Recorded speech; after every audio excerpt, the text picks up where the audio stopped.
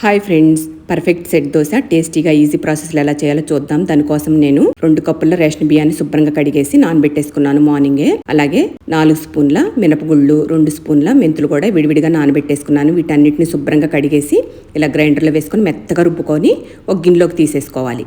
తీసేసుకొని నైట్ అంతా ఈ విధంగా ఒక పక్కన పెట్టేసి ఉంచేసుకొని మార్నింగ్ లేచాక బాగా కలిసేట్టు కలుపుకొని ఇలాగా ఇంకొక బౌల్లోకి తీసుకుంటున్నానండి. సెట్ దోశకి కావాల్సిన పిండి వరకు తీసుకొని మిగిలిన పిండిని ఫ్రిడ్జ్ లో పెట్టుకొని మనం ఎప్పుడు కావాలంటే అప్పుడు వేసుకోవచ్చు. అలాగే దీనికి సరిపడా సాల్ట్, కొద్దిగా వాటర్ కూడా వేసేసుకొని బాగా అంతా కలిసేట్టు కలుపుకొని ఇది పక్కన పెట్టేసుకొని ఇప్పుడు స్టవ్ మీద దోశ ప్యాన్ పెట్టేసుకొని హీట్ అయ్యాక ఇలాగా సెట్ దోశ వేసేసుకోవాలండి.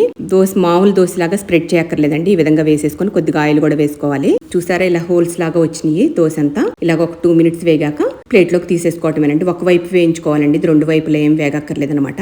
ఇంకో దోశ కూడా ఈ విధంగా వేసుకుంటున్నాను. వేసుకుని ఇప్పుడు ఇంకొంచెం ఆయిల్ వేసేసుకొని మూత పెట్టుకొని ఇంకొక 2 మినిట్స్ వేగాక దీన్ని కూడా ఒక ప్లేట్లోకి తీసేసుకోవటమే. నేనైతే కొత్త ఆవకాయతో సర్వ్ చేశానండి. మీరు ఏ చట్నీతో అన్నా సర్వ్ చేయండి, చాలా బాగుంటాయి అనమాట. చాలా మెత్తగా దోశలు అయితే చాలా టేస్టీగా ఉంటాయి. ఖచ్చితంగా ట్రై చేయండి. చేసుకోవడం కూడా చాలా ఈజీ. ఎప్పుడు చేసుకునే దోశలాగా కాకుండా కొంచెం డిఫరెంట్ టేస్ట్తో చాలా బాగుంటాయి. ఖచ్చితంగా ట్రై చేసి చూడండి.